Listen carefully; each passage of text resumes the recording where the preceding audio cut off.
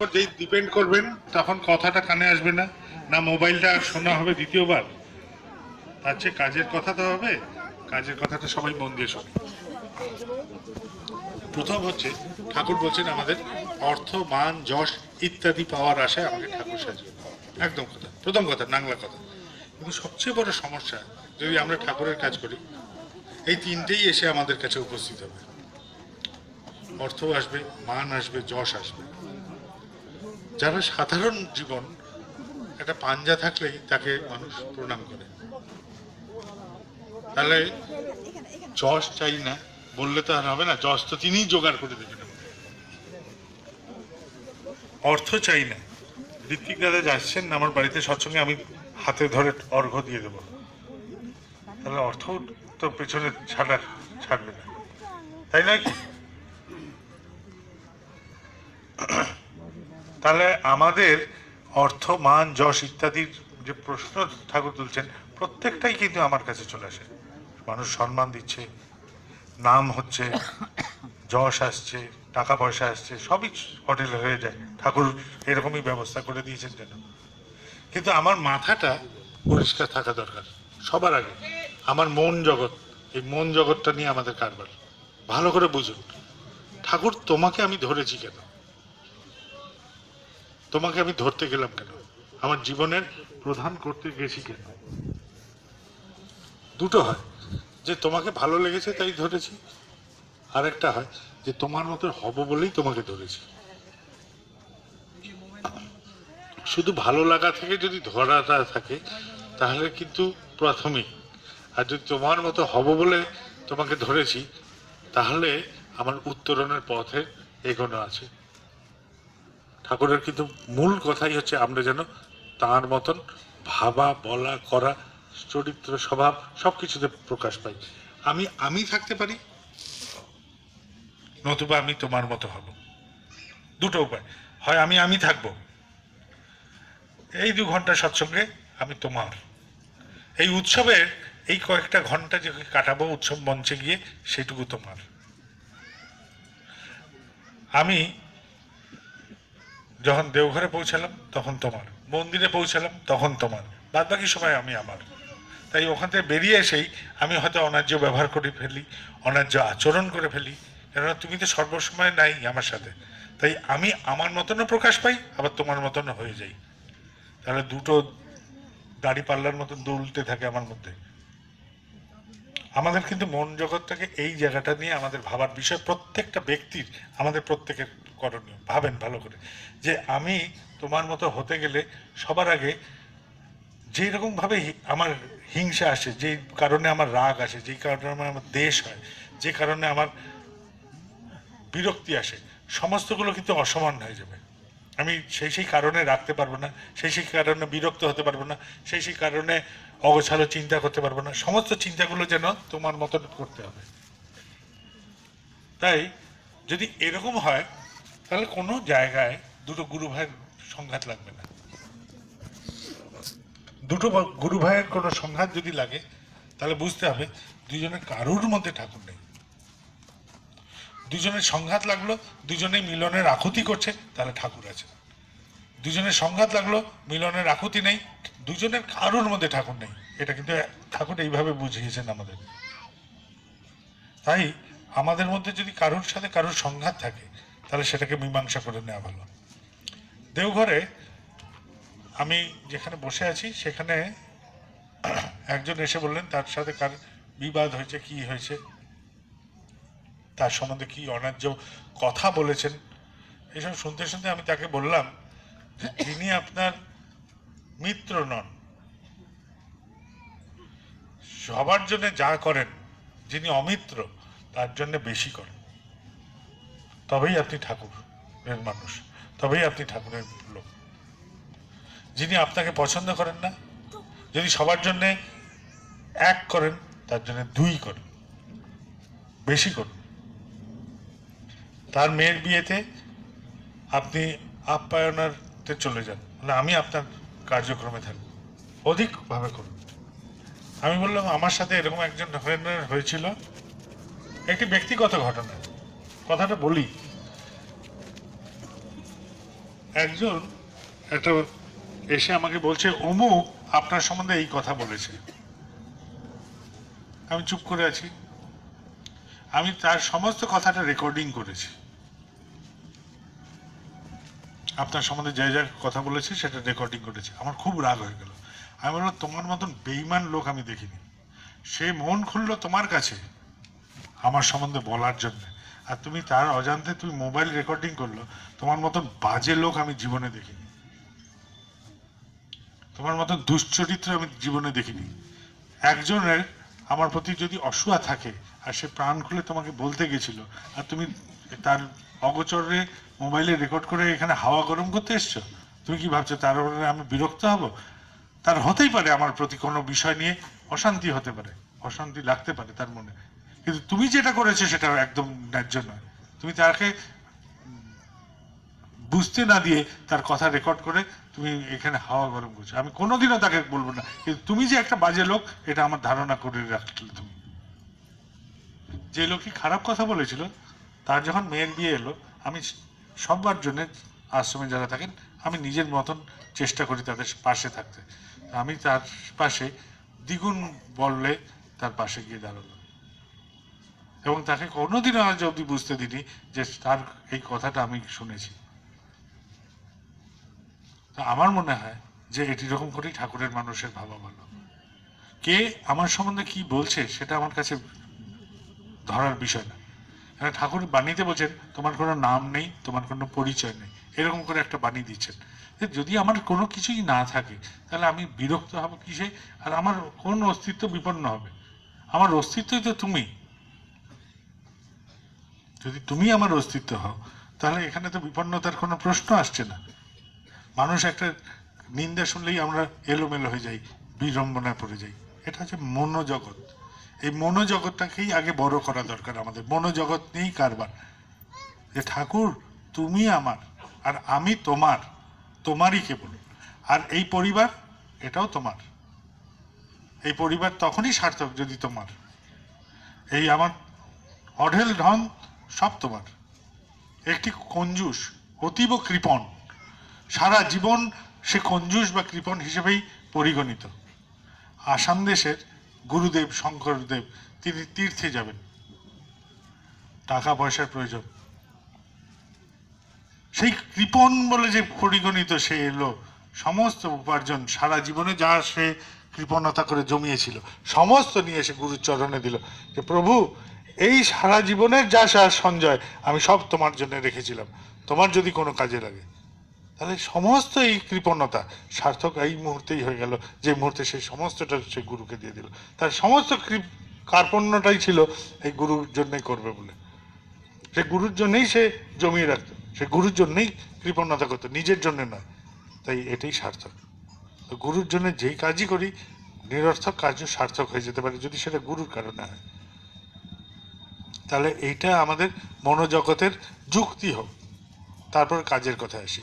মন জগৎ যদি এরকম করে যুক্তি বিন্যাস করতে পারে, এরকম করে যদি ভাবতে আমরা পারি, তাহলে কিন্তু আমাদের দ্বারা অসাধ্য সাধন হবে। কেননা আমি থাকছি না, আমার থেকে তো প্রতিবিম্বিত হবেন ঠাকুর। আমার চলায় বলায় করায় সমস্ত জায়গায় ঠাকুর কিন্তু প্রতিবিম্বিত হবেন, তখনই কাজের সূত্রপাত হবে, তার আগে হতে পারে না। আমি তোমারই নই, তাহলে আমি কাজ করব কি? আমি তো তোমারই হইনি। বুঝতে পারছেন ব্যাপারটা? মনোজগৎ আগে আমি তোমার হই, এবং সর্বতভাবে মনটাকে আগে বোঝার চেষ্টা করুন আমি কতটা তোমার, কতটা আমি নিজের। এই জায়গাটায় কিন্তু দ্বন্দ্ব, এটা কিন্তু কেবল আমারই মন বুঝতে পারবে যে আমি তোমার কতটা এবং কতটা আমার নিজের বা আমার প্রবৃত্তির বা আমার যা কিছু নেই, আর কতটা তোমার। তুমি বলতে আমি সব ছেড়ে দিতে পারি, তাহলে আমি তোমার। তোমার নামে আমি সব করতে পারি, তাহলে আমি তোমার। তোমায় বললে আমি যার সাথে সবচেয়ে বেশি অপ্রিয় মানুষ তাকে জড়িয়ে ধরতে পারি, তাহলে আমি তোমার। ঠাকুরের একটি ঋত্বিক এবং আরো কয়েকজন মিলে তারা গেছিলেন ভারত সরকারের রেলমন্ত্রীর কাছে, তাদের ওখান থেকে একটি ট্রেন চলাচলের জন্য। সেই ট্রেন চলাচলের আগে রেলমন্ত্রী বলছেন যে 15খানা ট্রেন এই বছরে দেওয়া হয়ে গেছে, আর কোনো ট্রেন দেওয়া যাবে না। সেই ঋত্বিক দাদাটি সব দেখে টেখে বুঝছেন যে আর ট্রেনটা 1600 ট্রেন, 16 নম্বর ট্রেনটা গ্র্যান্ট হবে না, সেটা পাবে না।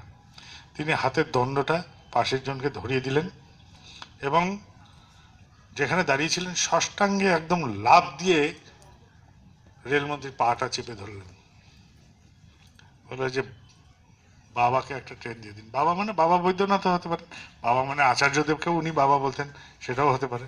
সে মোট কথা বাবাকে একটা ট্রেন দিয়ে দিন বলে পা চেপে ধরেছে। রেলমন্ত্রী ওই পা চাপা দেখে তার বুক কেঁপে উঠেছে। সে বলছে দে দিয়া, বাবাকে দে দিয়া বলে হাঁপসাচ্ছে, বলে সই করে দিলেন 16 নম্বর ট্রেন। এই যে আজকাল ঝাঁঝা গুয়াহাটি নামে যে ট্রেনটি গুয়াহাটিতে যায়, আসামে যায়, এই ট্রেনটির পেছনের গল্পটা এই ছিল। এক ঋত্বিক দাদা ঠাকুরের জন্য ট্রেন দিবি না মানে আমি তোর পা ধরেই তোকে ট্রেন ছাড়ব, পা ধরে নিয়ে রেলমন্ত্রীর আত্মারামকে নড়িয়ে দিয়েছে। ঘটনাটাই যে প্রভুর জন্য সব করতে পারার সার্থকতা তখনই হয় যদি প্রভুর কারণে করি। পা ধরতে কোনো অসুবিধা হয়নি, তার মনোজগতে কোথাও অভিঘাত হয়নি। আমি এই গল্পগুলো এই জন্য বলছি যে মনোজগৎ এইভাবে যেন রাজি থাকে, এইভাবে যেন আমরা ভাবতে শিখি। ভাবনাটা এইভাবে করুন যে তোমার হব বলেই আমি তোমাকে ধরেছি, তোমার মতন হব বলেই ধরেছি, অন্য রকম না। আপনার পরিবার, প্রত্যেককে আমরা যারা আছি, আমাদের এই পরিবারগুলো, এই পরিবারটাই ঠাকুরের মন্দির, এই যেখানে বাস করি সেটাই ঠাকুরের কেন্দ্র। এরকম করা যায় না? আমার বাড়ি যেখানে আছে, আমার পরিবার যেখানে আছে, আমার পরিবেশকে আমি রচনা করব, আমরা ব্যক্তিগতভাবে, এটুকু করা যায়? এটুকু ভাবতে পারি আমরা? তাহলে কত অগণিত কেন্দ্র আমাদের হতে পারে। আপনি বলবেন এখানে সামনে গেলেই দমদম মন্দির, এখানে মধ্যমগ্রাম আছে, ওইদিকে গেলে পানিহাটি পাবো, এরকম করে ঘোলা পাবো, এরকম কাছের কাছে কতগুলো আছে আমাদের। আমি 2-4টে নাম কেবল বললাম, এখানেই ছড়িয়ে ছিটে কতগুলো আছে। এইগুলো না, আমার বাড়িটাই হচ্ছে ঠাকুরের মন্দির। আমার বাড়িতে ঠাকুর আছেন। বাড়ির সদস্য কজন? আমরা 4 জন, ঠাকুর আর আমরা 3 জন।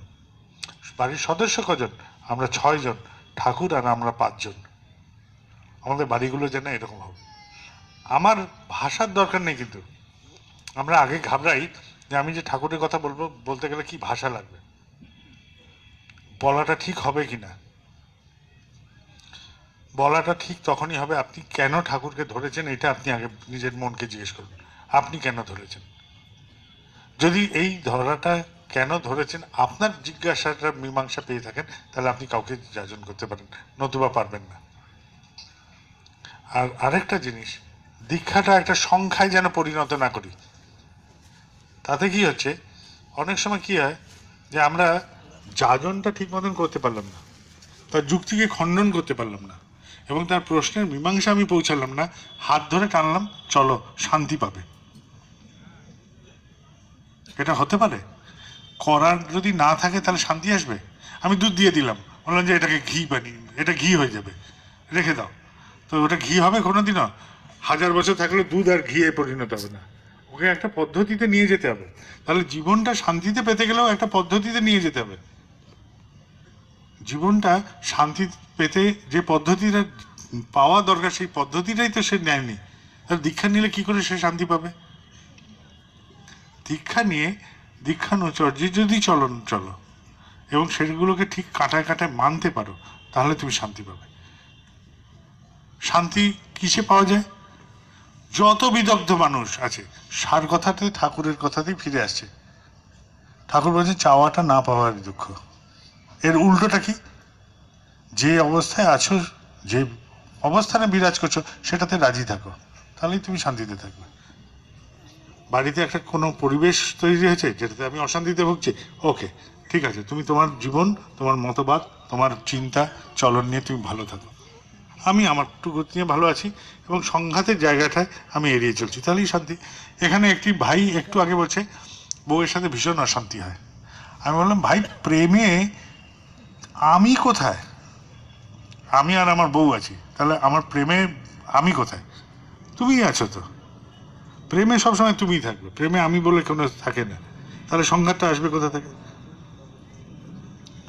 কেননা বরফ তো বরফ কি করতে পারে? গলে গিয়ে জলকে পেতে পারে। তো আমিও গলে গিয়ে তাকে পেতে পারি। আমি আমি থাকবো না, আমি তোমাকে ভালো রাখার জন্যই, আমি তোমার মন জগৎ, তোমার সব কিছুকে আমি ভালো রাখার জন্যই আমি। তবে আর সংঘাত নেই, সংঘাতটা আসেই এখান থেকে যে আমিও আছি, তুমিও আছো। এই দুটো শক্ত ইট কিছুতেই মিলবে না, দুটো জল মিশে যাবে, জল মিশে যাবে, কিন্তু দুটো বরফ কিন্তু মিশবে না। যতই কাছে রাখুক, রাখলে যুক্ত হয়ে যেতে পারে যদি চাপে রাখা যায়। চাপ যেই নেই, থাকবে না, তাহলে সামাজিক চাপ, পরিবেশের চাপ, এইসবে ওই দুটো যুক্ত থাকতে পারে, নচেত নয়। কিন্তু জলের ক্ষেত্রে চাপের দরকার নেই, ঢেলে দেন একাকার হয়ে যাবে। তাহলে প্রেম এইভাবেই আসে। তো ঠাকুরের প্রতিও প্রেম এইভাবে আসে। সেখানে আমি বলে কিছু নেই, ঠাকুর তুমি আছো। প্রেম করতে শেখাটাই হচ্ছে আমাদের প্রথম কথা, প্রেম করতে পারাটাই হচ্ছে প্রথম কথা। যে তুমি আছো, তাই আমি রোজ জলে বেরোই ঘর থেকে, আমার খাওয়া দাওয়া হয়ে গেছে, আমার বিছানা আছে, আমার গিন্নি ঘরে বসে আমার জন্য পাকোড়া ভাজিয়ে রেখেছে। আমি বললাম রাখো তো আমার পাকোড়া, আমি যাবো এখন, ওখানে সবাই যাচ্ছে যার জন্য। এই যে ঝড় জলে বেরিয়ে পড়লাম, এটা তোমার প্রতি ভালোবাসা। এই জিনিসগুলোই আমাদের বুঝতে হবে, তাহলে যাজন আমি পারবো, তাহলেই যাজন পারবো। নতুবা যাজনের সময় আমি হাত ধরে টেনে নিয়ে গিয়ে বসিয়ে দিলাম, তার মধ্যেও বিরক্তি এসে গেল। যিনি বসলেন তিনিও বিরক্ত হলেন, যিনি দীক্ষা দিলেন তিনিও ভাবছেন যে এই লোকটা এত উসখুস করছে কেন। কারোরই মন পুত হবে না, যাজন পূর্ণাঙ্গ হোক এবং সে বুঝুক সে কি করতে চাইছে, এই জায়গাটাই আমরা হাত দিই। তাহলে আমরা একটা কাজ ভেবেছিলাম যে আমাদের যেসব কেন্দ্র মন্দিরগুলো আছে, ধরা যাক একটা আলো পড়ছে অন্ধকারের রাতে, এই মাঠের মধ্যে যদি একটা আলোর লাগিয়ে দিই, তাহলে কি হবে? এই আলোটা যতটুকু সীমাকে আলোকিত করতে পারবে ততটুকুতেই আলো থাকবে, বাইরেটা কিন্তু অন্ধকার থেকে যাবে, তাই নয় কি? তাহলে আমরা কি করতে পারি? ছোট ছোট কয়েকটা আলো লাগিয়ে দিতে পারি চারিপাশে, বুঝে বুঝে। তাহলে কি হবে? এই গোটা মাঠটাই আলোকিত হয়ে যাবে। এই বড় আলোটার পাশে আমরা ছোট ছোট আরো কিছু আলো লাগিয়ে দিতে পারি, ছোট ছোট টুনি বাল্বের মতন লাগিয়ে দিলেও মোটামুটি পথ দেখে দেখে চলে আসা যাবে, যদি ঠিক মতন লাগানো যায়, তাই নয় কি? এইরকমভাবে আমরা একটা প্ল্যান করেছিলাম যে উপযোজনা কেন্দ্র খোলা যায়, প্রত্যেকটা কেন্দ্র মন্দিরের চারপাশে ছত্র ছায়ার মতন উপযোজনা কেন্দ্রগুলো খুলুক। এই যে উপযোজনা কেন্দ্রগুলো খুলবে, সেগুলো কিন্তু নিজেরা বুঝুন আগে, যে উপযোজনা কেন্দ্র খুলতে গেলে যে বাবাইদা বলেছে স্বস্তিনী, এরকম কিন্তু কোনো কথা ছিল না। তাকে স্বস্তিনী নিতে হবে তবেই উপযোজনা কেন্দ্র খুলতে পারবে, এরকম কথা ছিল না। স্বস্তিনী নিলে ভালো হয়, এরকম একটা কথা ছিল। কিন্তু তার বললেন এই নয় যে স্বস্তিনী ছাড়া হবে না, গেল কথা। উপযোজনা কেন্দ্র খুলতে গিয়ে দেখা গেল যে মন্দিরের মাধ্যম দিয়ে যদি ইষ্টভীতি পাঠানো যাচ্ছে, তাহলে অনেক সময় অঢেল থাকার জন্যে যেখান থেকে প্রশস্তি বেরোবে সেগুলোও ঠিক মতন আসছে না।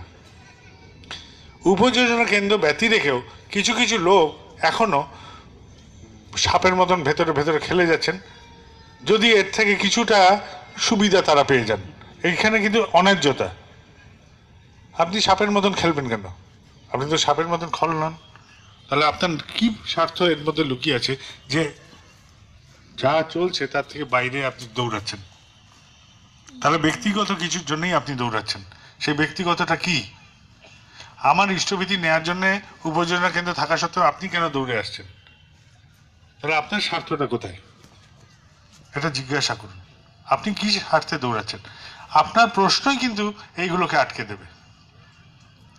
এবং উপযোজনা কেন্দ্রগুলো আমরা যেখানে আছি ছোট ছোট যেন হয়, বিশাল না যে এখান থেকে এমন তেপান্তরের মাঠ যে ওই পাড়ার কে আছে তাই আমি খুঁজে পাই না।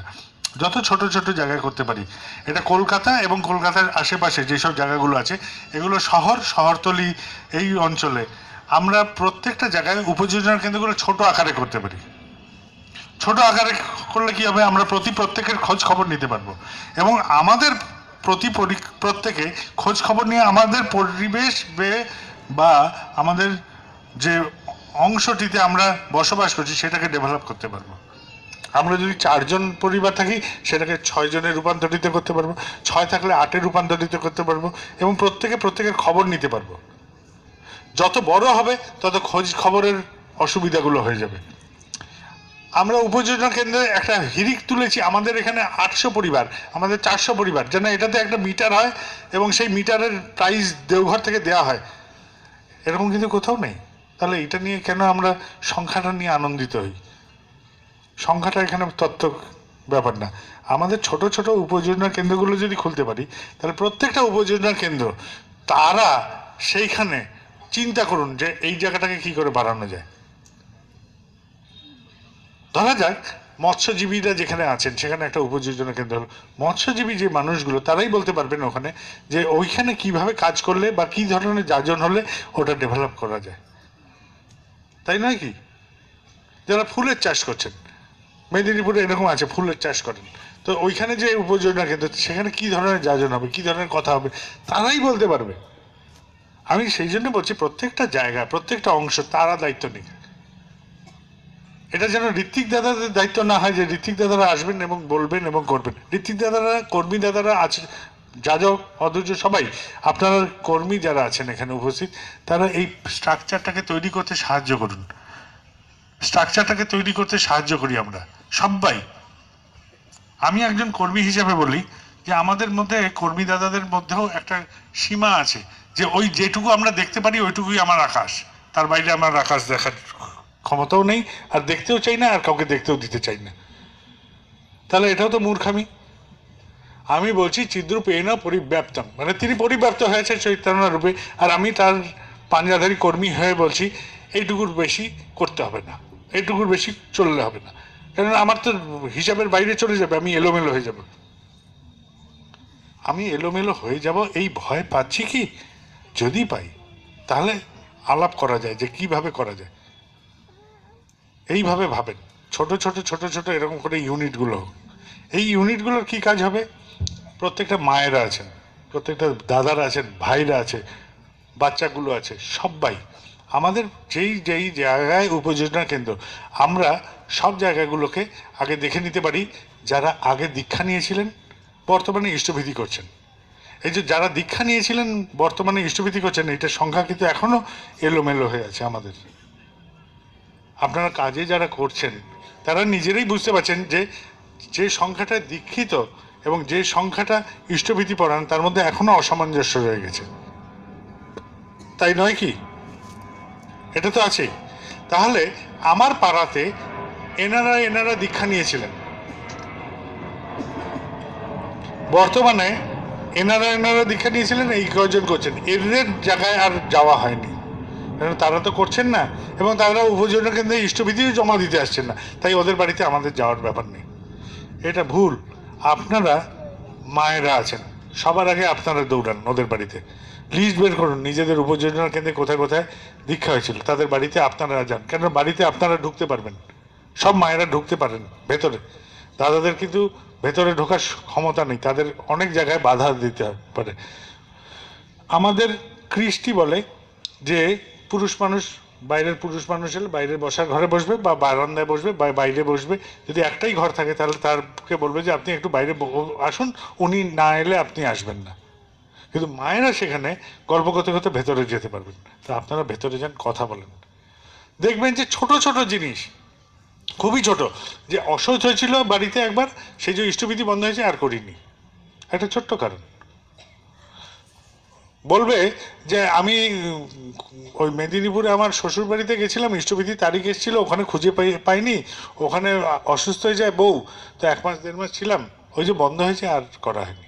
ছোট ছোট কারণ, একদম ছোট্ট নগণ্য অনেকগুলো কারণে এই যে অসামঞ্জস্যটা আছে আমাদের দীক্ষার সংখ্যা এবং ইষ্টভীতির সংখ্যা, সেটা অনেকটা কমে আসবে, অনেকটা কমে আসবে। যদি 100-তে 100 না হয়, 100-তে 90 নিয়ে আসতে পারি আমরা। এটাকে আগে দেখেন। প্রত্যেকটা কেন্দ্র মন্দির যারা পরিচালনা করছেন, প্রত্যেক কেন্দ্র মন্দির পরিচালনা যারা যারা যেখানে করছেন, তারা এই উপযোজনাগুলোকে এইভাবে তৈরি করেন। তাহলে দেখবেন যে আমাদের কাজ কিন্তু মন্দিরটা নয়, এইখানেই ভ্রান্তি হয়। আমাদের মন্দিরটা করতে গিয়ে শুরু তো করি যে সবাই মিলে করব, সবাই মিলে করব, দেখা গেল যে আমার জমিদারি একটা তৈরি করে ফেলেছি অগোচরে। ওই অর্থমান যশের প্রথম কথা বলেছিলাম সেই জিনিস হয়ে যাবে। দেওঘরে যে আমি থাকি, সবচেয়ে বড় চ্যালেঞ্জ আমার কাছে যে আমি না থাকলে আশ্রমটা চলবে কি করে। ঠিক আছে, আমার কি চ্যালেঞ্জ আমি বলছি ব্যক্তিগতভাবে, যে আমি থাকবো না, আশ্রমটা সেইভাবে চলবে।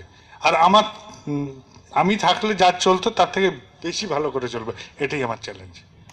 এবং প্রত্যেকটা ডিপার্টমেন্টে প্রত্যেকটা ব্যক্তি ওখানে যারা কাজ করেন অতুলনীয়ভাবে তাদের মতন করে করেন। সব জায়গায় হয়তো আমার যোগাযোগ আছে, কিন্তু কোথাও আমি বিরাজ করি না, কেননা তারা নিজেরাই স্বয়ং ডিসিশন নেবেন এই ভালো মন্দ কাজে, এবং কেন নিচ্ছেন সেটারও যুক্তি ওনাদের কাছে যেন ঠিক থাকে। এটাই আমার কথা।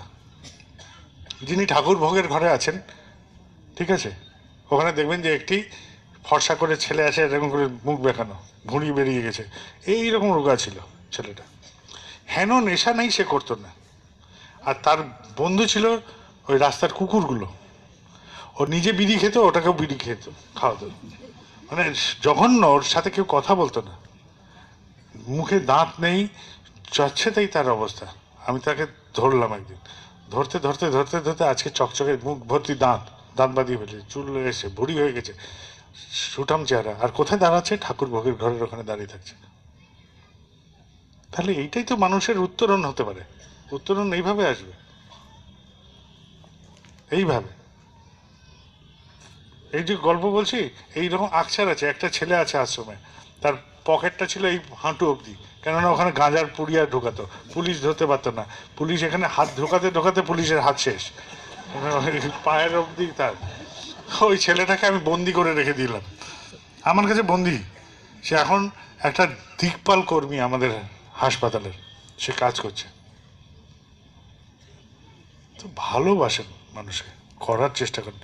এরকম কত প্রাণ আছে, ছোট ছোট প্রাণ, একটু একটু হাওয়া পেলেই জাগিয়ে দৌড়াতে থাকবে। এটাই আমাদের কাজ। কিন্তু তো এই উপযোজনা কেন্দ্রগুলো এইরকম করে মানুষগুলোর পাশে দাঁড়ায়। প্রত্যেকটা জায়গায় কোথাও না কোথাও কোনো না কোনো অসুস্থ হয়। সেদিন একটা পরিবার গেছে, এবং ছেলেটির বাপের সাথে কি কথার অমিল হয়েছে, সে আমার ওখান থেকে বেরোলো, বেরিয়ে গেটের ওখানে গিয়ে বাপকে এক চড় মারলো ঠাস করে।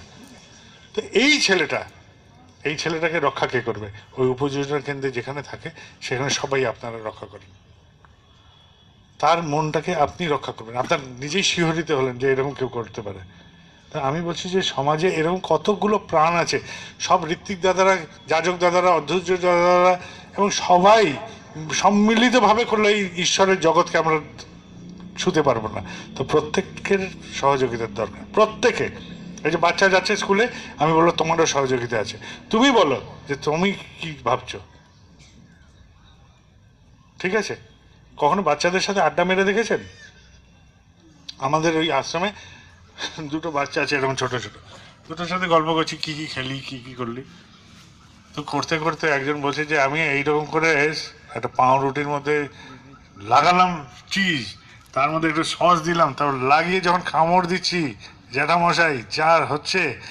তো পাশের বাচ্চাটা বলছে, আরে বলিস না বলিস না, মুখে সুনামি আসছে। তো বাচ্চাদের গল্প, আমি বলছি জাস্ট একটা বাচ্চাদের গল্প, দুটো বাচ্চার গল্প, আর উপভোগ করছি কে? আমি। আপনাদের বললাম গল্পটা, দেখেন আপনারা উপভোগ করলেন। কত এরকম সুন্দর সুন্দর প্রাণ পড়ে আছে, কত সুন্দর সুন্দর প্রাণ পড়ে আছে। এই প্রাণগুলোর গল্প কে শুনবে? আপনারা শোনেন, প্রত্যেকের সাথে গল্প করেন। প্রত্যেকটা জায়গায় কত রস লুকিয়ে আছে তার ঠিক ঠিকানা নেই। একদম নিছক মনকে আনন্দ মুখর করে দেবে আপনার নতুন রস। এই রসগুলোকে আস্বাদন করুন। প্রত্যেকটা উপযোজনা কেন্দ্রকে এরকম রস ভান্ডার করে তোলেন। এক একটার মধ্যে টিপবেন, চাট চাট করে রস বেরো। দেখো ঠাকুরের জগৎ, দেখো, দেখে যাও আমাদের জগৎটা। বলে কি আছে? বলে আরে আমি খেতে পাই না, কিন্তু ঠাকুর নিয়ে ভালো আছি।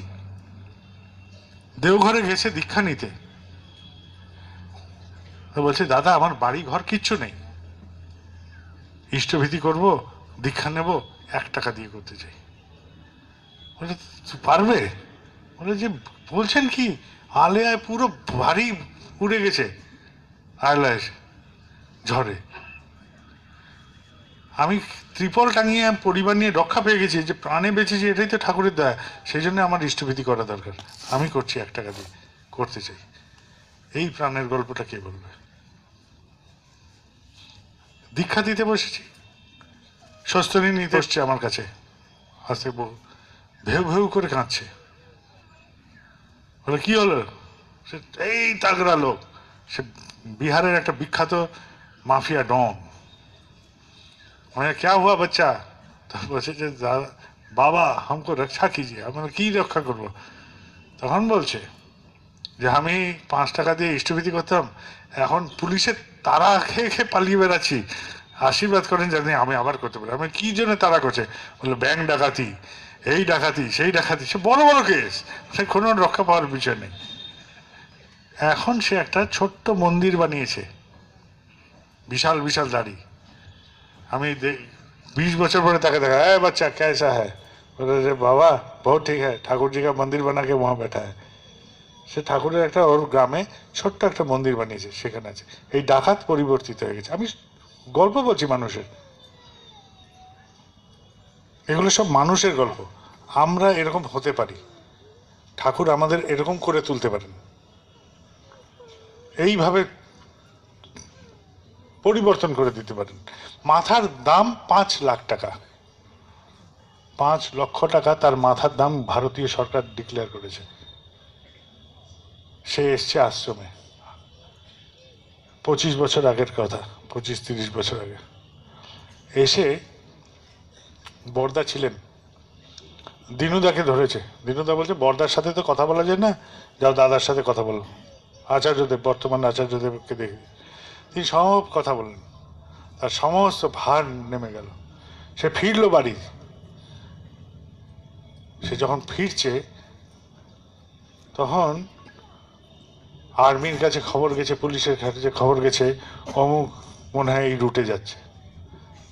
সেই রুটে সমস্ত বাস থামিয়ে চেকিং চলছে একটা জায়গায়। আর এদের বাস তখনও জানে না যাচ্ছে নাইট সুপারে আসাম দেশে। কিছু দূর যাওয়ার পরে এক জায়গায় ডাকাতি হয়েছে, প্রচুর ঢিল ছোড়াছুড়ি চলছে, কেননা ওখানে কিছু ডাকাত তার আগে ডাকাতি করেছে বলে গ্রামবাসী ক্ষিপ্ত হয়ে যত বাস যাচ্ছে ঢিল ছুটছে, পাথর ছুটছে। তো এই বাসটা কোনো রকমে বেরিয়ে চলে গেল, পৌঁছালো আর্মি ঘেরাবন্দিতে। সে চাদর মুখে দিয়ে এরকম করে পড়ে আছে, আর একটানা নাম করে যাচ্ছে লোকটা। হচ্ছে তার ডায় বায় জানে না, কেন ওই বর্ডারটা পার হলে সে মুক্ত, সে আর তাকে আর ফিরতে হবে না, নতুবা আর্মির খপ্পরে পড়বে এবং তার জীবন ওখান থেকে অন্যরকম রূপ নিতে পারে। সে একটা ডাকছে, ঠাকুর আমাকে এই যাত্রা বাঁচিয়ে দেওয়া, আমি আর ওই পথে যাব না। আকুতি ভরা আর একভাবে পড়ে আছে। আর্মির লোক উঠছে, এক একজনকে ওঠাচ্ছে, মুখ দেখছে, সার্চ করছে, বের করছে। সামনে সিট, পরের সিটেই সে বসে আছে, চাদর ইয়ে দিয়ে শুয়ে আছে। বলে এর কি হয়েছে? বলে যে পাথর এসে পড়েছে, ওই যে ওখানে সামনে সবাই পাথর ফেলছিল। বলে এই সব ওঠো ওঠো, যাও যাও যাও, ফার্স্ট এড ক্যাম্পে নিয়ে যাও। ঠিক তারপরের সিটেই সে বসেছিল। তার আগে অবধি ঠাকুর পরীক্ষা নিয়ে গেলেন যে তুই নামটা চালাচ্ছিস তো আমার। তারপরেই শেষ, পরীক্ষা শেষ হয়ে গেল, আর্মি নেমে গেল, বাস চলে গেল। এই বছর পুলওয়ামা কাণ্ড হয়েছিল না, একটি গুরু ভাই সে উঠতে গিয়ে ওই বাস মিস করলো, ওই বাসটা চলে গেল, সে বেঁচে গেল। ঠাকুর এইভাবে রক্ষা করেন যে তার স্মরণ নেয় সবাইকে তিনি রক্ষা করবেন, কিন্তু রক্ষা করবেন তার কোনো মানে নেই যদি না আমি রক্ষা পেতে চাই। পেতে গেলে যেগুলো করতে হবে এই ছোট ছোট ছোট ছোট আকারে আমরা প্রত্যেকটা বাড়ি, প্রত্যেকটা পরিবার, প্রত্যেকে আমরা এইভাবে করতে পারি। আমরা একটা জিনিস টার্গেট করি সবার আগে, যারা এখানে উপস্থিত আছি, যা যা যেখানে যেখানে উপযোজনা কেন্দ্রগুলো আছে, আমি এবার ঋত্বিক সম্মেলনে বলছিলাম যে প্রত্যেক বাড়িতে যেন ঠাকুরের একটা আসন থাকে। এটা করা সম্ভব তো? যে একেবারে হয়তো দরিদ্র একটি ঘরে থাকো, ওই যে ফলের বাক্সগুলো ফেলে দেওয়া হয়, তাতেই কাগজ লাগাও, লাগিয়ে দেওয়ালে টাঙিয়ে দাও ওই কার্টুন বাক্সটাকে, তার মধ্যেই ঠাকুরকে বসিয়ে দাও, চলবে কি না? তাহলে সামান্য ঠাকুরকে আমার ঘরে, অন্তত যেভাবে আমি থাকি আমার ঘরে ঠাকুর রাখার মতন ক্ষমতায় আমি পৌঁছাতে পারি কি না? তাহলে যারা যারা আমরা ইষ্টভীতি পরায়ণ হয়ে চলছি তারা ঠাকুরকে এইভাবে রাখতে পারবো কি না? মিনিমাম পারা যাবে? তাহলে যারা যারা উপযোজনা কেন্দ্র যেখানে যেখানে আছে আপনারা এটা করতে পারবেন? দাদারা মায়েরা সবাই চেষ্টা করবেন। তাহলে কি হবে? হবে তো? তাহলে কি আমি বলছি যে আমার বাড়িতে অন্তত ঠাকুর নিয়ে আমি আছি, এই ভাবনাতে আমি উপনীত হতে পারি। এটা করা যাবে? যার বাড়িতে বহু দেবদেবতার পুজো অর্চনা বহুদিন ধরে চলে আসে তাকে বলুন যে আপনি আপনার ঠাকুরের আসনটাকে আলাদা করে পৃথকভাবে আলাদা করে রাখুন, এবং আপনার যেসব পারিবারিক দেবদেবতা তাদের একটা আসনে রাখুন, ঠাকুরকে একটা। এটুকু করা যেতে পারে? আচ্ছা, এই যে আসন রাখবো, আমাদের তো ইচ্ছা হবে যে 2 বেলায় প্রার্থনা করি। যদি না পারি, একেবারেই পারবো না, তাহলে অন্তত শুক্রবার সকালটুকু করা যেতে পারে। হ্যাঁ, যেসব বাড়িগুলো আছে উপযোজনা কেন্দ্রে যেসব পরিবারগুলো আছে বললো যে তোমার বাড়িতে ঠাকুরের আসন রেখেছো, 2 বেলা না পারো অন্তত শুক্রবার সকালটা করা শুরু করে দাও তো ভাই। এটুকু করা যেতে পারে। সকাল কেন বললাম? সন্ধ্যাবেলাতে সবাই কাজে বেরিয়ে থাকে, তাই না? সকালবেলায় সবাই অন্তত বিছানায় থাকবে, উঠে উঠে তো বসতে পারি। তো বিছানা আর আসনের মধ্যে দূরত্ব কম, কর্মক্ষেত্র আর ঠাকুরের আসনের দূরত্ব বেশি। তাই আমি বললাম কম দূরত্বের জায়গাটাই বাঁচি। শুক্রবার ঠাকুরের জন্মবার, ওইবারে শুরু করতে পারি। শুক্রবার সকালটা করা যেতে পারে। যদি 2 বেলা না পারো অন্তত 1 বেলা, একদিন সপ্তাহে চেষ্টা করতে পারবে, করা যাবে। আচ্ছা, তাহলে আমাদের সারা দিনে কত সেকেন্ড আছে? 86,400। 5 মিনিটে কত সেকেন্ড হয়? 300। নাম ধ্যান আধা ঘন্টা থেকে 45 মিনিট করাটা বাঞ্ছনীয়, পারছি না। তাহলে 5 মিনিট করা যেতে পারে? যে কিছুই পারছো না, অন্তত 5 মিনিট দিয়ে শুরু করো না, করা যেতে পারে? হ্যাঁ, তাহলে 5 মিনিট হলে কত হয়? 300 সেকেন্ড। 86,400 থেকে 300 সেকেন্ড গেলে কত থাকে? 86,100 সেকেন্ড আমার নিজের জন্য। এই 300 সেকেন্ড সরিয়ে দিলাম, করা যেতে পারে? মিনিমাম মিনিমাম এটুকু করা যেতে পারে।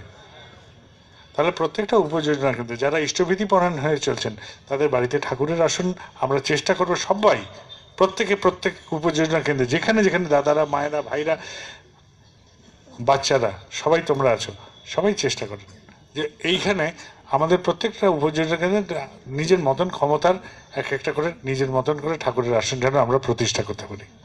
করা যেতে পারে? তাহলে ঠাকুরের আসনে শুক্রবারের সকালের নাম ধ্যান প্রার্থনা করতে পারি, সারাদিনে অন্তত 5 মিনিট নাম ধ্যান করতে পারি। ঠাকুরের অজস্র বই আছে, সব পড়া সম্ভব হচ্ছে না, সত্যানুসরণ পড়া যেতে পারে এবং পড়ে ভাবা যেতে পারে যে এটা কতটুকু চরিত্রগত করা যায়। প্রত্যেকটা পরিবার উপযোজনা কেন্দ্রে তারা পাঠ করবে এবং ভাববে যে এইটাতে কতটুকু আমি পারছি কতটুকু পারছি না, এটুকুতে পৌঁছানো যেতে পারে? যেতে পারে? অসুবিধা হবে?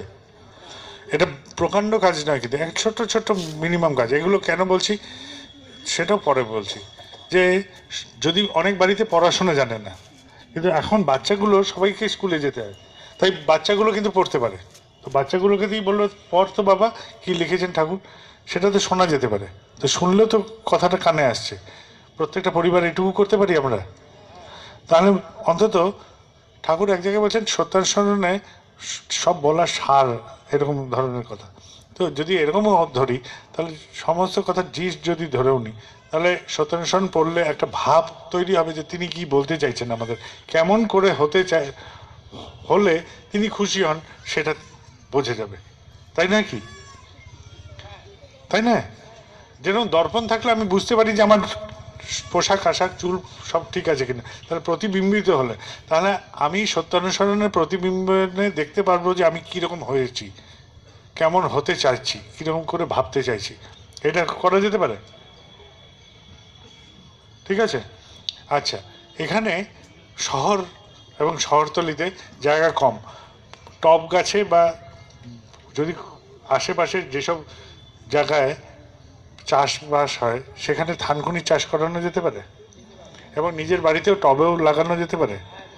তাহলে আমরা থানকুনি পাতাও খেতে পারি, যদি ট্যাবলেট জোগাড় করতে পারেন করবেন, না তো কী করতে পারি, যেখানে কেউ চাষি আছে তার বাড়িতে জায়গা আছে, আমি বললাম থানকুনি পাতাগুলো শুকিয়ে নাও, শুকিয়ে নিয়ে প্যাকেটে কেটে দিয়ে দিও, আমরা ওখান থেকে খেয়ে নেবো। এটাও তো করা যেতে পারে।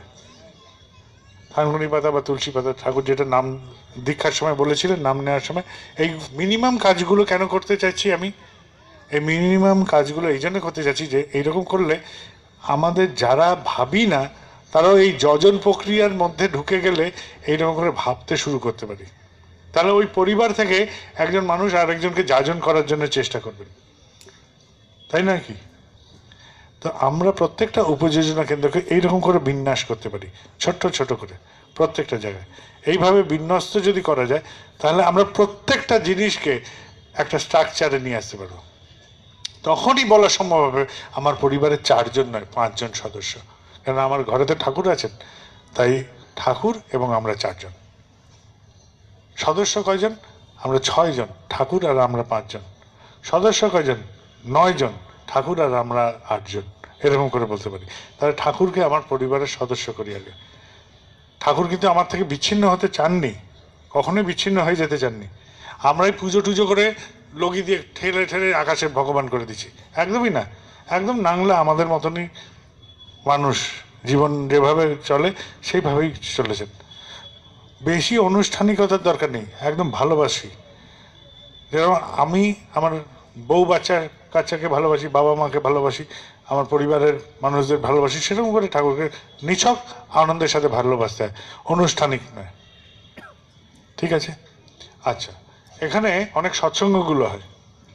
সৎসঙ্গগুলোতে আমি একটা আগ্রহ করেছিলাম, যেখানে উপযোজনা কেন্দ্রগুলো আছে সেখানে বহু মানুষ থাকেন। আমি একটা ঘটনা বলি। দেওঘরে দীক্ষা দিবস আমার সন্তান তুল্য যারা, তারা ঠিক করলো যে প্রত্যেক পরিবার থেকে বললো একজন করে যাজন করে নিয়ে আসছে। তো একজন ফেল করলো।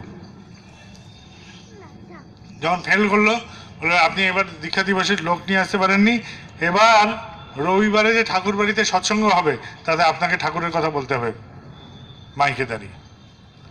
সে চেয়ারের তলা ঢুকে গেছে, আমার ভাইদের সাথে পড়তো। আর আমার ছেলেদের বয়সীরা তাকে হন্যে হয়ে খুঁজছে দুধি নিয়ে, দুধি পরিয়ে তাকে মঞ্চে ওঠাবেই, যে সেদিন সৎসঙ্গে আপনাকে বলতেই হবে। সে তো গেল ভীষণ ঘাবড়ে। তারপরে সে চেয়ারের তলা থেকে বের করলো, বলে না পড়তেই হবে। সে তো আবদারে ধরে ধুতি টুতি পরিয়ে পাঞ্জাবি পরিয়ে একদম দাঁড় করে দিয়েছে। এবার সে তো ঠাকুরের কথা বলবে কি? বলে জয় গুরু, ঠাকুরের দয়া আমরা সবাই ভালো আছি, বন্দে এই পুরুষোত্তম। শেষ তার ঠাকুর। কিন্তু এই এক লাইন বলতে গিয়ে তার ঘাম টাম ছুটে গেল। এই এক লাইন বলতে গিয়ে তার ঘাম ছুটলো ঠিকই, কিন্তু কনফিডেন্স এসে গেল। পরের দীক্ষা দিবসে সে 2 জন লোককে সে নিজে যাজন করে নিয়ে এলো। তাহলে আমি বলি যে প্রত্যেকটা মানুষ, আমরা যে যেখানে আছি, যে যেখানে থাকি, তাকে যদি বলানো একবার যায় তাহলেই কিন্তু তার একটা কনফিডেন্স এসে যায়। কত সৎসঙ্গ হয় আমাদের আশেপাশে আনাচে কানাচে, বা কখনো যাজনের সময় বলো ভাই বলো তো যাজন করো, তুমি বলো তো, তুমি ঠাকুরের কথা বলো তো। একবার বলতে দেন, একবার দাঁড়িয়ে বলুক। তো আমি একটা কেউ কেটা হয়ে গেছি, আমার কথা লোকে দাঁড়িয়ে শুনছে, সাংঘাতিক কথা। এই এই ভাবটা জাগিয়ে তুলতেন ঠাকুর। ঠাকুরের চুল দাড়ি কাটতেন বিশ্বম্বরদা, বিশ্বম্বর নাপিত বলে আশ্রমে সবাই যায়, বিশ্বম্বর, ঠিক আছে? তার এবং তার স্ত্রী সবসময় ঝামেলা, রোজ ঝগড়া। তার সেলুনটা ছিল ওই যে মনমোহনীধাম ঢুকতে গেলে যে পাশের যে ডান পাশের যে ঘরটা, সেখানেই তার সেলুন ছিল। সেখানে তিনি বসতেন, আর বউ আসতো, এসেই রোজ একটা কাজিয়া লাগতো। একদিন ঠাকুর বলছেন যে বিশ্বম্বর দেখতো কখন বৃষ্টি হবে। তো বিশ্বম্বরদা বেরোলেন, বেরিয়ে আকাশ টাকাশ নিরীক্ষণ করে বলছে ঠাকুর মনে হচ্ছে বিকালে হবে, বলে তো দিলেন। আর বিকেলেই পরমদয়াল ইচ্ছা করলেন যে বিশ্বম্বর বলে দিয়েছে, বৃষ্টি পর, বৃষ্টিও পড়ে গেল। তারপরে ঠাকুর বলছেন বিশ্বম্বর একদম বিজ্ঞানী হয়ে গেছে, ও আকাশ টাকাশ দেখে বললো বিকেলে বৃষ্টি হবে, আর বিকেলেই বৃষ্টি হয়ে গেল। তো বিশ্বম্বরদা খুব বুক চড়া হয়ে গেছে, আরে পরম দয়াল বলে দিয়েছেন আমি বিজ্ঞানী। এবার যথারীতি তিনি বসে চুল দাড়ি কাটছেন তার সেলুনে, বউ এসছে রোজকার মতন ঝগড়া করতে, বিশ্বম্বরদা আর উত্তর দেন না। তো একজন জিজ্ঞেস করছে কি বিশ্বম্বরদা, উনি যে এত বলছেন আপনি তো আজকে দেখি নিশ্চুপ। বলে এই মূর্খ মেয়ে ছেলে কি বলবে, আমাকে ঠাকুর বলেছেন বিজ্ঞানী, ঠাকুর আমাকে বলেছেন বিজ্ঞানী, এই মূর্খের সাথে আমি কি কথা বলবো? তো একটা প্রশংসা, ঠাকুরের একটা প্রশংসা বাক্য দাম্পত্য কলহকে বন্ধ করে দিচ্ছে। আমি সেটা বলছি যে প্রত্যেকটা মানুষ ট্রান্সফর্ম হতে পারি, একটা ছোট্ট প্রশংসা, একটা ছোট্ট তুক মানুষকে ট্রান্সফর্ম করে দিতে পারে। এই ট্রান্সফরমেশনটাই দরকার একটা হিউম্যান লাইফকে, যে আমি পারি এই বোধে উপনীত করা, আমি পারি বা আমার দ্বারা হতে পারে, এই ভাবটাকে জাগিয়ে তোলে প্রত্যেকে। প্রত্যেকের পাশে দাঁড়ান, বলেন না তুই বল, তুই পার, তুই যাজন কর, তুই ক্যাপ্টেনই কর, ক্যাপ্টেন বানান, চারপাশে প্রচুর ক্যাপ্টেন বানিয়ে দেন কর্মীরা যারা আছেন, তাদেরকে দৌড় করান, তাদেরকে ভাবতে দেন, তাদের দায়িত্ব দেন, দেখুন সব পারবে। আমি তো বলি যে যেখানে মিষ্টির সুতো ছাড়বো সেখানে মিষ্টির জাল উঠবে, এই নয় যে আমি যেখানে থাকবো সেখানে ফেললে জাল উঠুক। আমি চাই সমস্ত কেন্দ্র মন্দিরগুলোতে যে উৎসবগুলো হয় তার আগে সমস্ত উপযোজনা কেন্দ্রগুলোতে ঘুরে ঘুরে দীক্ষার কার্যক্রম হোক। বীজপুর এখানেই সামনে আমাদের 24 পরগনার মধ্যে পড়ে, গত বছর তাদের সেখানে বিশাল একটা উৎসবের আয়োজন করেছিল এবং 3600-র ওপর দীক্ষা হয়েছিল, 3600 দীক্ষা। এই বছর দীক্ষার জন্য এত হইচই নেই, এবার 4800 অতিক্রম করে তারা এসছে আমার কাছে, প্রায় 5000 দীক্ষা। গতবার অনেক চেষ্টা করে 3600, এবার বিনা চেষ্টায় খালি ঘুরে ঘুরে দীক্ষা দিয়ে 4800। এবার দীক্ষা মাঠে হয়নি, বাড়ি বাড়ি পাড়ায় পাড়ায় ঘরে ঘরে ঘুরে ঘুরে দীক্ষাগুলো হয়েছে। 3600, 4800। আমি জিজ্ঞেস করলাম খরচ কীরকম হলো, গতবার বলে প্রায় 60-70 হাজার টাকা এই লোকগুলোকে নিয়ে আসা, যাওয়া, পৌঁছে দেওয়া, বাহন করা, ব্যবস্থা করা। আমি বললাম এবার 4800 দীক্ষাতে তার বেশি হওয়ার কথা, মানে 14-15 হাজার। কেননা কর্মীরা সবাই ঘুরে ঘুরছেন, ঘরে ঘরে, দুয়ারে দুয়ারে, সব জায়গায় দলে দলে ঘুরেছেন। দীক্ষার সংখ্যা বেশি হয়েছে, দীক্ষার চাপ বেশি পড়েনি, খরচও কম হয়েছে।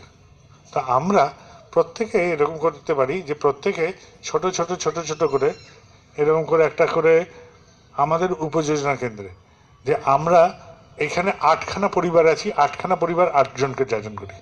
আপনারা উপযোজনা কেন্দ্রের একটা রেজিস্টার রাখুন যে আমাদের পরিবার থেকে বছরে অন্তত একটা করে যেন যাজন হয়, এটা ব্যবস্থা করুন প্রত্যেকে, যে প্রত্যেক পরিবার পিছু অন্তত একজন করে যেন যাজন করে আমরা ঠাকুরের মানুষ দীক্ষা করাতে পারি।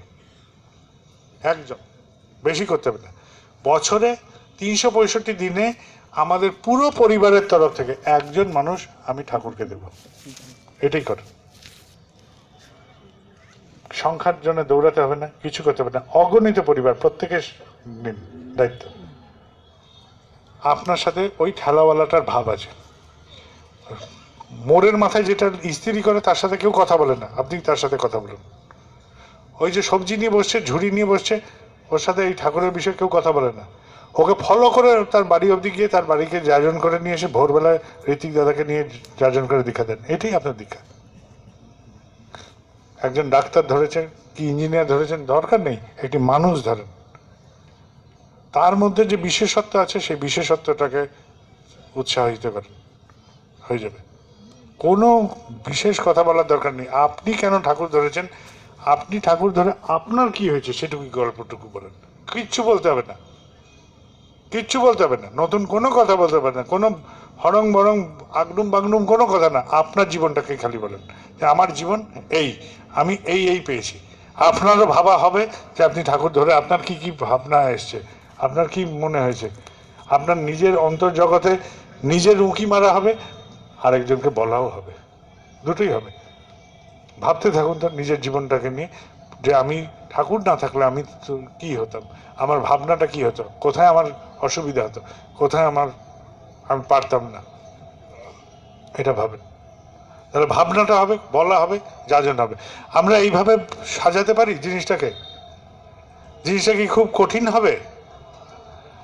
প্রত্যেকটা পরিবার আমরা যতগুলো পরিবার ইষ্টভীতি পরায়ণ হয়ে চলছি, প্রত্যেকে পরিবার এরকম করে দায়িত্ব নিতে পারি, নেওয়া যেতে পারে। আমরা এবার আর একটা উৎসবে একটা আঙ্গিক বের করেছিলাম, যেসব ছেলেপুলেরা পড়ছে, মেয়েরা পড়ছে, যারা পড়াশোনা করে, ঠাকুরের বিভিন্ন সাবজেক্ট। আমি বললাম শুধু সঙ্গীতাঞ্জলি করে না, মেদিনীপুরে এবার বিশাল করে উৎসব হয়েছিল খড়গপুরের মাঠে। সেখানে আমাদের অন্নদা মাঝিদা, তিনি ইঞ্জিনিয়ার, তিনি চাকরি ছেড়ে দিয়ে ঠাকুরের ওখানে চলে যান এবং আশ্রমে থেকে আজীবন ঠাকুরের কাজই করে গেছেন। তিনি গেছিলেন খড়গপুর উৎসবে। তিনি বললেন যে আমি 4 ঘন্টা মন্ত্রমুগ্ধের মতন দাঁড়িয়ে থাকলাম, একটা করে গান হচ্ছে আর একটা করে টপিক আসছে। যজন কি, যাজন কি, ইষ্টভীতি কে, সদ্গুরুকে, সদ্গুরুর দীক্ষার কেন প্রয়োজন, এরকম ইত্যাদি একটা বিষয়ের ওপরে ঠাকুরের বিষয় পড়েছে তারা, এবং তারা লিখেছে এবং লিখিত পাঠ করছে 5-5 মিনিটের, এরকম করে 12-15টা সাবজেক্ট। তারা যে বাচ্চাগুলো বলছে, আর সাথে একটা করে গান হচ্ছে, গান যেই শেষ হলো একটা করে আবার টপিক এলো, আবার গান, আবার টপিক, আবার গান, আবার টপিক, এরকম করে করে একদম 4 ঘন্টা সমস্ত জনতা মন্ত্রমুগ্ধের মতন শুনছে, একটা করে টপিক। আর শুধু যারা উপস্থিত তারা না, আশেপাশে সমস্ত নগরে যেখানে যেখানে মাইকের আওয়াজ যাচ্ছে সবাই শুনছে। এগুলো তো জানা দরকার যে কেন ঠাকুর কি বলেছেন, একদম হুবহু ঠাকুরের কথাটাই শুনবি, এইভাবে হোক। তারা বললেন। তারপরে যখন মূল মিটিং হলো, আমি তখন বলেছিলাম যে মঞ্চে ভর্তি ঋত্বিক দাদা থাকবেন, কিন্তু কেউ বলবেন না, টপিক ঠিক করে দাও, এই টপিকের ওপরে এই নির্বাচিত এই কজনই বলবেন, ওই কজন ওই টপিকের ওপরে দাঁড়িয়ে বলবেন। এবং তারা পড়াশোনা করছেন, গবেষণা করছেন, ভালো করে বুঝছেন, তারপরে ওই ওপরে আলোকিত করছেন। তো একসাথে আমি যেটা সৎসঙ্গে দাঁড়িয়ে যেই গল্প বলি, যা উৎসবে বলবো তাই আরেক জায়গায় বলবো, একই কথা গতানুগতি লেবু চটকানো হয়ে থাকবে। ও এইবার তো উনি এই গল্পটা বলবেন, ও এইবার এইটা তুলবেন, হয়ে গেল প্রেডিক্টিভ, যেটাকে প্রেডিক্ট করা যাচ্ছে, তাহলে সেখানে বৈচিত্র্য থাকবে না। সেই জন্য ঠাকুর বলছেন যে এক জায়গার কর্মী আরেক জায়গায় চলে যাও, শিফট করো, তারা নতুন কথা শুনবে, নতুন কায়দা দেখবে। তা আপনারাও, আমরা কর্মীরাও এরকম করতে পারি যে যখন আমার অঞ্চলে দীক্ষা হয় তখন আমি কয়েকজনকে ডাকতে পারি এবং আমি কয়েকটা জায়গায় গিয়ে দীক্ষা দিয়ে আসতে পারি। নতুন নতুন কথা আসবে, নতুন নতুন কথা ভাসবে। আমারই স্ট্রাকচারে আরেকজন আসলো, তিনি দীক্ষা দিয়ে গেলেন, তার ওখানে যে স্ট্রাকচার সেখানে আমি গিয়ে দীক্ষা দিয়ে এলাম, আমি 5টা নতুন কথা বলতে পারি। স্ট্রাকচারটা কিন্তু ভাঙছে না। আমি ভাবি যদি আমার ফিল্ড, মুশকিলে পড়বো। আরে ফিল্ড কি, ফিল্ডটা তো ঠাকুরের কথা ছিল, আমার ফিল্ড করে ফেললাম কেন? তার মানে এখান থেকে আমার কিছু দোয়ানোর ব্যাপার আছে, এই মানুষগুলোকে বোকা বানিয়ে আমার কিছু দুইয়ে নেওয়ার ব্যাপার আছে, তাই আমি একটা ফিল্ড বানিয়ে নিয়েছি। এই মানুষগুলো আমার মানুষ, ওইগুলো ওদের মানুষ। কে ভাগ করেছে তোমাকে এই আমার মানুষ আর ওদের মানুষ? আমরা কেনই বা করতে যাব? এইগুলোই তো আমাদেরকে ছোট ছোট কূপমণ্ডুকে পরিণত করে দিচ্ছে। আমরা কর্মীরাও যেন এগুলো নিয়ে ভাবি। ইদানিং একটা প্রসঙ্গ উঠেছে দীক্ষা নিয়ে, টানা হিঁচড়া করা নিয়ে, ইত্যাদি নিয়ে। এইগুলো নিয়েও ঘাবড়ানোর কিছু নেই। যদি হয়ে থাকে আমরা করজোরে ক্ষমা চাচ্ছি, যিনি আমাদের হয়ে করেছেন তার হয়ে ক্ষমা চাচ্ছি, এটুকুই করতে পারি। কিন্তু এটা নিয়ে আমরা ঘাবড়ে যেন না যাই, আমরা যাজনটা যেন ঠিক মতন করি। এই জন্য উপযোজনা কেন্দ্র ভিত্তিক যাজনের কথা বলা হচ্ছে। যদি কারুর মনে আমাদের দ্বারা কোনো আঘাত লাগে আমরা ক্ষমা চাইতে পারি, কিন্তু চেষ্টা যেন করি যে এই বারবার এইরকম যেন না হয়। তাই তো জ্ঞানী মানুষ তো তাই করবে, তাই তো? দরকার নেই। যদি কোনো ভুল হয়ে থাকে, কারুর দ্বারা ভুল হয়ে থাকে, কারুর যদি মনে আমরা আঘাত দিয়ে ফেলে থাকি, আমার বাড়িরই কেউ থাকে, আমাদের মধ্যে কেউ করে থাকি, আমরা সবাই যেন সেই ব্যক্তিকে প্রকট না করে নিজেরাই তার হয়ে ক্ষমা চাইতে পারি। একটা ছোট্ট ঘটনা। দেওঘর আশ্রমে নন্দদুলাল ভট্টাচার্য, তিনি ঠাকুরের পরিষেবা পরিকরদের মধ্যে একজন ছিলেন। ঠাকুরের তিরোধানের পরে শ্রী বরদার সাথেই তিনি যাতায়াত করতেন এবং তিনি গেস্ট হাউস যেগুলো আছে মনোময়ধাম সংলগ্ন সমস্তগুলো তিনি দেখাশোনা করতেন। তিনি কেউ এলে তখন মুষ্টিমেয় ঘর, এবং তিনি একটি খাতা, জাবদা খাতা ভরে, ওই যে খড়ের ঘর আছে ঠাকুর বাড়িতে, ওই খড়ের ঘরে ওখানে বসে অনেক সময় দেখা যেত বিবিধ বিষয়ে পড়িয়ে তার মাথায় ঢোকাতেন যে এই করবে না, সেই করবে না, এইরকম করা যাবে না, সেই রকম করা যাবে না, তুমি যাওয়ার সময় চাবি আবার এখানে ফেরত দিয়ে যাবে, এই করবে সেই করবে, সমস্ত বিশদভাবে বোঝাতেন। অনেকক্ষণ ধরে বুঝিয়ে তারপর ঘরের চাবিটি দিতেন। তো যিনি এসছেন আজকে শান্তিদার ওখানে বুকিং করলে হয়ে যায়, কিছুক্ষণ দাঁড়াতেও হয়, তাতেই বিরক্ত হন, কিন্তু নন্দদুলালদার খবরে পড়লে বলতে বাহ এখন অনেকটা আরাম আশ্রমে, এখনও দাঁড়াতে হয়। তো এইরকম নন্দদুলালদার চাবি দিয়েছেন, যখন ফেরত এলো চাবি, তার ঘর খুলে দেখছেন ঘরের কোনায় মল ত্যাগ করে দিয়ে গেছে, হেগে দিয়েছে। এখন তো ওনার মাথায় বাজ পড়েছে, সুইপার ডাকো, পরিষ্কার করো, আর তিনি তো একদম মাথায় একদম আগুন। তারপরে গিয়ে বরদা নাটমন্ডপ বলছে আগে আর পারা যাচ্ছে না, এইরকম সব বুঝিয়ে অমুক তমুক, সে অনর্গল বলতে। বরদা হঠাৎ বলছেন ওই তো ব্রজগুরুর লোক, ওই নিয়ে এসছিল আমাদের মেদিনীপুরের ব্রজগুরুদা, ঋত্বিক, ঘাটালে থাকেন। তিনি বললেন যে আগে না, আমি তো জানি না। কিছুক্ষণ পর বরদা বললেন না না, ওই ওই ব্রজগুরুই। আগে না বাবা, আমি না, আমি তো জানি না। তিনি আর কোনো কথাই বললেন না, গম্ভীর হয়ে থাকলেন। এই বিষয়ে কোনো কথা বললেন না, গম্ভীর হয়ে গেলেন। ব্রজগুরুদা বুঝলেন যে কোনো বিষয় তো ঠিক হলো না, নিশ্চয়ই কোথাও তো আমি ভুল করলাম। যখন প্রত্যাবর্তনের পথে ব্রজগুরুদা হনহনিয়ে এগিয়ে গিয়ে বলে হাঁটুকের বলছে আগে বাবা আমার ভুল হয়ে গেছে, হয়তো আমারই। তখন বরদা বললেন ঠাকুরের জগতে যা হয় দায়িত্ব নিতে শিখতে হয়, যা হয় দায়িত্ব নিবি না কেন? আমি তো জানি যে তুই জানিস না, তাহলে যখন বললাম তুই বলতে পারতিস আগে আমি, দায়িত্ব তো নিতে হয়। হয়ে গেল, এবার পরীক্ষারও দিতে হবে। এই যে জ্ঞান দেওয়া হলো, জ্ঞানের পরীক্ষাও তো চলবে।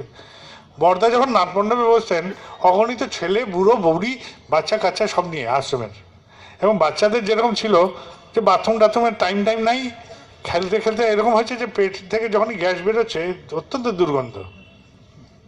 তো এরকম একবার কেউ দুর্গন্ধ ছেড়ে দিয়েছে, তখন বলছে যে কে রে, বরদা এরকম করে বলতেন। আর ওখানে অগুরু সেন থাকতো, নন্দদুলা ফিস ফিস ফিস করে মারতেন।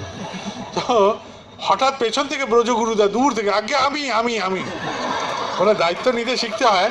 তো উনি ডেমনস্ট্রেট করে দিলেন যে তিনি করেছেন, যদ্যপি তিনি নন, তিনি এরকম করে। এটা একটা হাসির গল্প হয়ে গেছে আমাদের, দায়িত্ব নিতে শিখতে হয়। তো আমাদেরও দায়িত্ব নিতে হয়, দায়িত্ব থাক না থাক, দিয়ে থাকুন না থাকুন, আমরা যেন প্রত্যেকে দায়িত্ববান থাকি, অন্তত আমার পরিবারের প্রতি, আমার পরিবেশের প্রতি, আমাদের পরিবারের প্রতি, আমার পরিবেশের প্রতি দায়িত্ববান থাকি। আমাদের এই ঠাকুরের এই বিশাল জগতের যে বিশাল পরিবার, তার কেউ যদি কিছু করে থাকেন তাও আমরা এরকম করে যেন দায়িত্ব নিতে পারি যে হ্যাঁ আমাদের যদি ভুল হয়ে থাকে দাদা ক্ষমা করবেন, আর যাতে না হয় তাই চেষ্টা করব। ঠিক আছে? আমাদের যে কাজের কথাগুলো হলো সবাই বুঝুন। আমি এই জন্য বলছি উপযোজনা কেন্দ্র ভিত্তিক যাজন প্রক্রিয়া হলে এই ধরনের অসামঞ্জস্য জিনিসের প্রাদুর্ভাব কম হবে।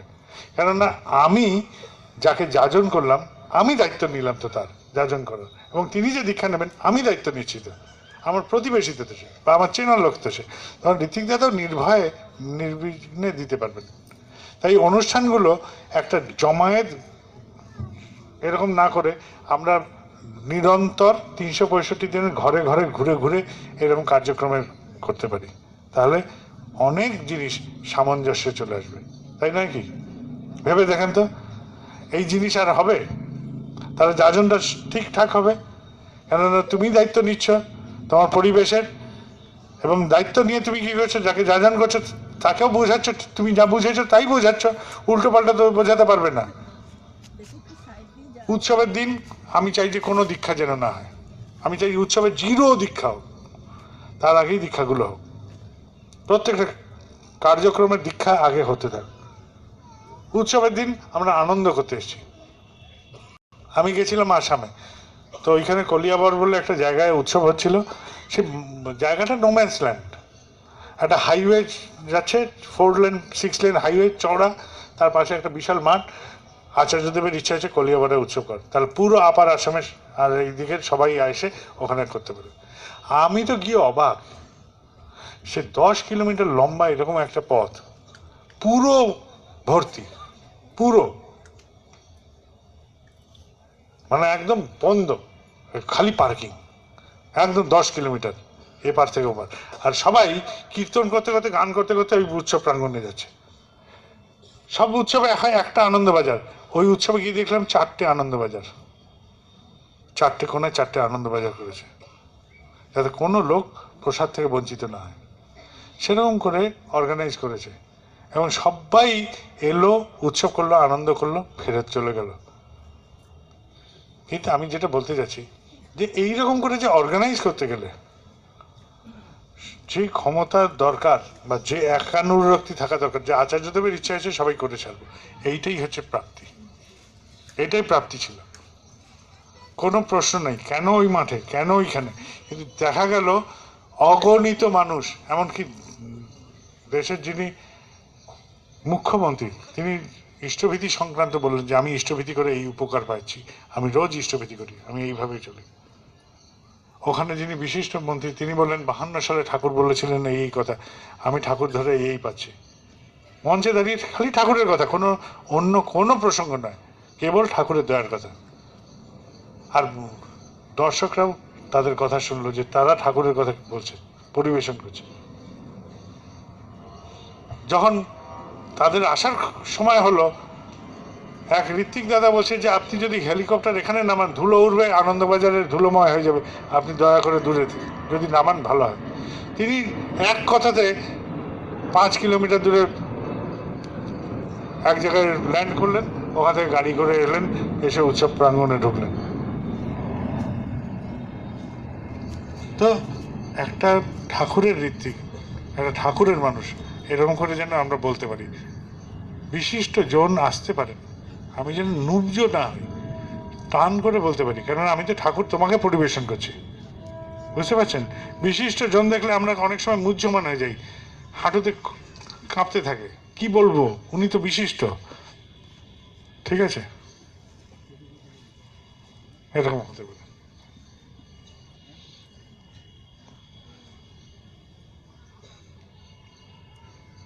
আমার এইটুকু কথা ছিল, আপনারা বুঝুন, আপনার পরিবার আপনার ঠাকুর নিয়ে কিভাবে চলবে এটাই ভেবে বাড়ি ফিরুন। আপনার পরিবার আপনার পরিবেশে উপযোজনা কেন্দ্রকে ভিত্তি করেই হোক বা যেভাবে হোক, কিভাবে ঠাকুরকে ছড়াবেন সেটা ভাবুন, এই ভাবনা নিয়ে বাড়ি ফিরুন। যদি আমার বলাটা তাহলে সার্থক হবে। আমরা বলতে যাবেন না, সবটাতে আমি এবং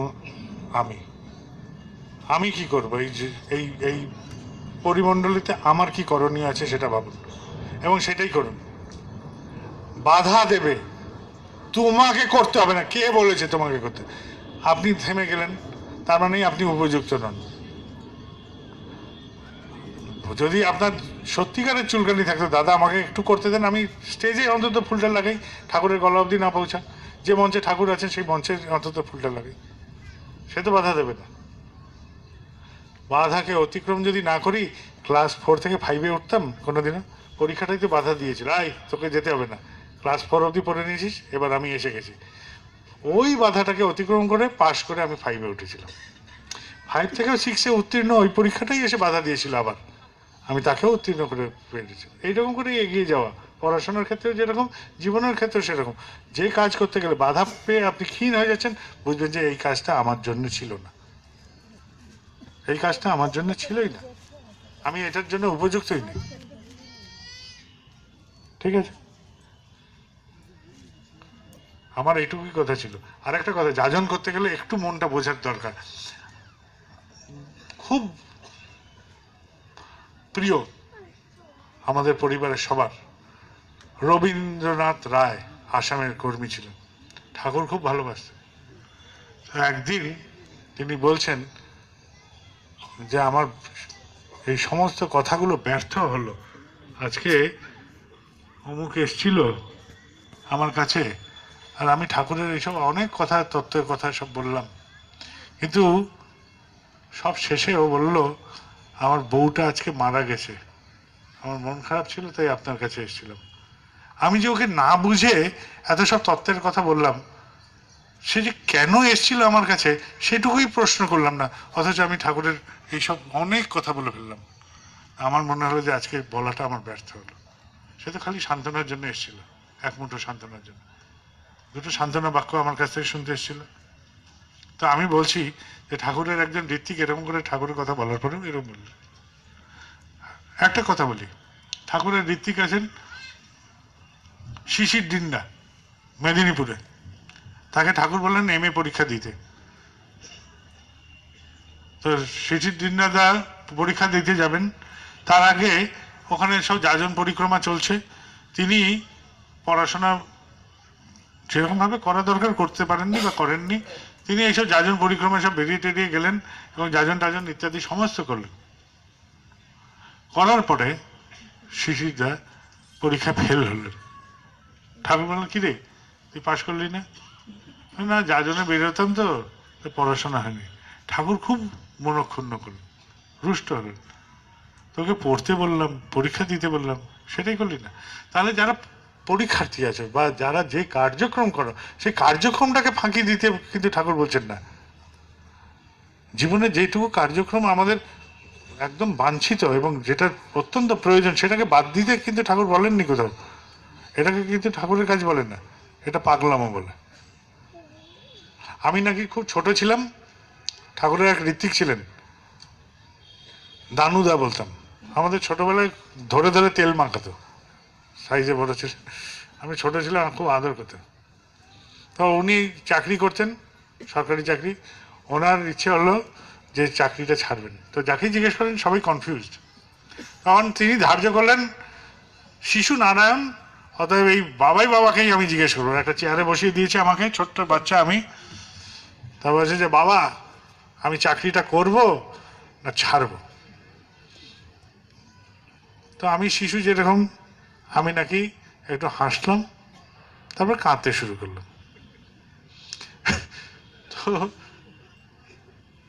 ওনার এক সহকর্মী ছিলেন আনন্দদা, তিনিও আজ নেই। এনারা সবাই বাবার খুব কাছের মানুষ ছিলেন।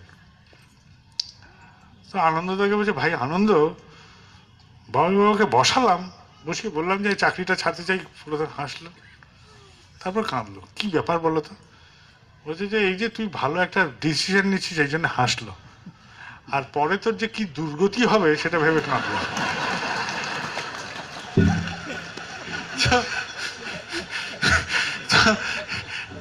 মানে সরস গল্প এগুলো। তো দুটো সহকর্মীর এরকম সরস গল্পের গল্প। আমাদের জীবনটা সরস হোক, মধুর হোক, আনন্দমুখর হোক, এরকম কত হাসি ঠাট্টাময় গল্প আছে।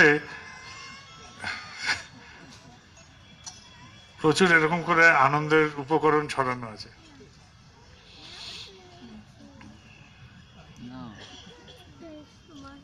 আপনারা সবাই ভালো থাকুন, আনন্দে থাকুন, আর আনন্দ আপনার আশেপাশে, আনন্দগুলোকে উপভোগ করতে চেষ্টা করুন।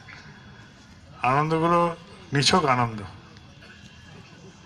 যে কোনো জায়গায় আনন্দ সংগ্রহ করে নেওয়া যায়। আমার সাথে আছে আমার বন্ধুবর ঝন্টু সাহেব, ছোটবেলার বন্ধু, আশ্রমে থাকেন ব্রজ সাউদা। একটা নিছক আনন্দের গল্প বলছি। তো আমরা এখান থেকে যাচ্ছিলাম জনশতাব্দীতে। তো একটা কফিওয়ালা এসছে, তবে যাই কফি খাওয়া। তো ওর সাথে আমার খুনসুটির মতন সম্পর্ক। তার চোখগুলো একটু বড় বড়, ঝন্টুদার। তো কফি টফি খাওয়ার পরে কফিওয়ালা বলছে পয়সা। আমি বলছি যার চোখটা বড় তার কাছ থেকে নিন। বললাম যে যার চোখটা বড় তারটা হয়তো। তো প্রথমে ব্রজদার দিকে তাকালেন, আগেই ক্যান্সেল করলেন, তারপরে এদিক ওদিক তাকিয়ে তারপর বলছে যে আপনি তাহলে দিন। বলে আমাকে বলছে, বললাম বেটা তোমার চোখ খারাপ হয়েছে, এত বড় চোখ থাকতে আমাকে ধরেছ? না এটাও সরস। আনন্দ করেন, ঠাকুর আনন্দের জায়গা, জীবনটা আনন্দের উপকরণ।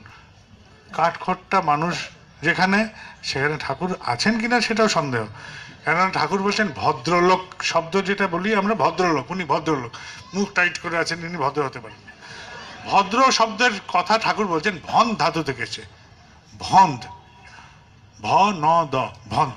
ভন্দ মানে হচ্ছে আমোদ, প্রীতি, কল্যাণ, এই তিনটি যার মধ্যে আছে তিনি ভদ্রলোক। আমোদও থাকতে হবে, প্রীতি থাকতে হবে, কল্যাণ থাকতে হবে, তবেই তিনি ভদ্রলোক। তো সমাজে আমরা ভদ্র মানুষরা এরকম যেন থাকি, সবসময় আনন্দে উচ্ছল হয়ে বিরাজ করি, ঠাকুর নিয়ে সবসময় ফুর্তি করছি, ঠিক আছে? যে একটা ফুর্তির বাতাবরণ চলুক। আমার কাছে হাতে খড়ি নিতে এসছে, আমি আর হাতে খড়ি দিতে চাচ্ছি না। আমি জিজ্ঞেস করলাম যে ভাই আইনস্টাইনের হাতে খড়ি কবে হয়েছিল বলো তো? সে তাকাচ্ছে, তো আমার তো দিতে ইচ্ছে করছে না, আমি তো বলতে পারছি না যে যাই হাতে খড়ি দিও না। তো তাকে আমি বলছি আইনস্টাইনের হাতে খড়ি যদি না হয়ে আইনস্টাইন হতে পারে, তাহলে তোমার বাচ্চাটা কেন হবে না? আমি বললাম অনুষ্ঠানটা বড় কথা ছিল না, কিন্তু তার মনে হচ্ছে যে বাচ্চাটার হাতে খড়ি হলে বলে বুঝি তার বিদ্যাটা তীব্রভাবে এগোবে। আমার হাতে খড়ি হয়েছিল পড়াশোনা শেখার পরে। একবার সরস্বতী পুজো হচ্ছিল, ধরে নিয়ে বোঝা এই তোর হাতে খড়ি হবে। ঠিক আছে, আপনাদের বাড়ি যাওয়ারও টাইম হলো। আমি এখান থেকে কয়েকজন আছেন হাতে খড়ি, সেই জন্য দেখেই আমি বলে দিলাম হাতে খড়ির গল্প, মানে আমিও তো বাঁচতে চাই।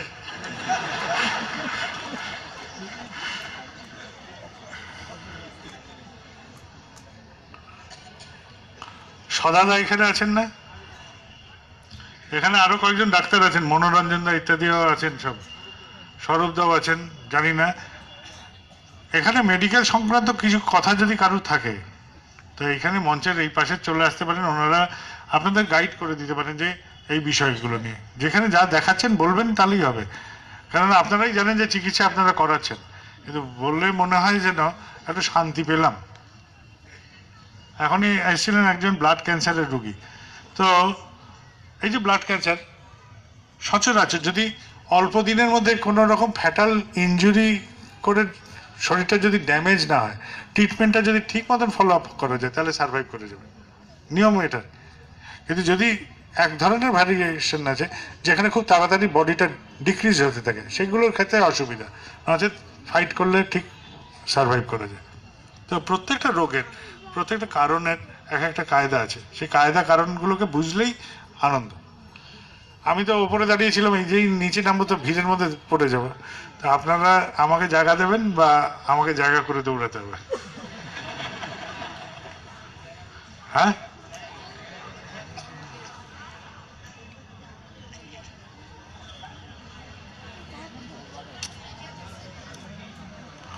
এই যে দানুদার আর আনন্দদার কথা বললাম না, একটা নিছক আনন্দের গল্প বলি।